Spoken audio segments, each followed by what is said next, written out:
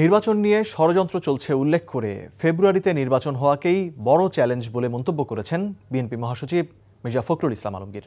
বিএনপির প্রতিষ্ঠা বার্ষিকী উপলক্ষে দলটির প্রতিষ্ঠাতা শহীদ প্রেসিডেন্ট জিয়াউর রহমানের মাজারে শ্রদ্ধা জানানো শেষে তিনি এমন মন্তব্য করেন।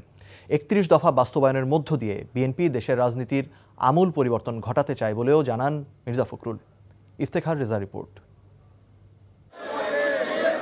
১৯৭৮ সালের ১ সেপ্টেম্বর শহীদ রাষ্ট্রপতি জিয়াউর রহমানের হাত ধরে প্রতিষ্ঠিত হয় দেশের বৃহৎ রাজনৈতিক দল বাংলাদেশ জাতীয়তাবাদী দল বিএনপি। দীর্ঘ পথ চলায় দলটি ৪৬ বছর পার করে ৪৭ বছরে পা রাখল। দিবসটি উপলক্ষে শহীদ রাষ্ট্রপতি জিয়াউর রহমানের সমাধিতে শ্রদ্ধা জানাতে বিএনপির হাজারো নেতাকর্মী ভিড় করে। দলটির কেন্দ্রীয় নেতাদের সাথে নিয়ে শ্রদ্ধা জানান বিএনপি মহাসচিব মির্জা ফখরুল ইসলাম আলমগীর।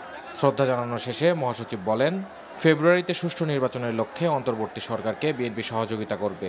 এখন যে চ্যালেঞ্জ আমাদের সামনে রয়েছে সেই চ্যালেঞ্জ হচ্ছে যে আগামী ফেব্রুয়ারি মাসে ২৬শে ফেব্রুয়ারি মাসে যে নির্বাচন অনুষ্ঠানের কথা আছে সেই নির্বাচন অনুষ্ঠান সুষ্ঠুভাবে বা সর্বোচ্চ সহযোগিতা করা, সাহায্য করা।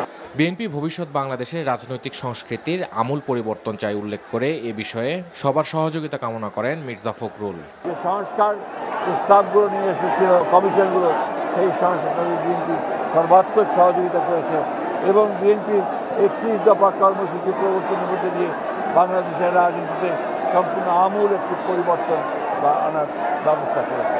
আগামীতে রাষ্ট্র ক্ষমতায় গেলে তারেক রহমানের নেতৃত্বে রাজনৈতিক পরিবর্তন ও অর্থনৈতিক পরিবর্তনের মধ্য দিয়ে সমৃদ্ধ বাংলাদেশ গড়ার লক্ষ্যে কাজ করবে বলেও জানান বিএনপি মহাসচিব। Iftekhar Reza, NTV news, Dhaka. Bundle থাকলে প্রতি সেনমানিতে টাকা বাঁচবে। বিকাশ সেনমানি বান্ডেল কিনে জিতুন প্রতি লেনদেনে।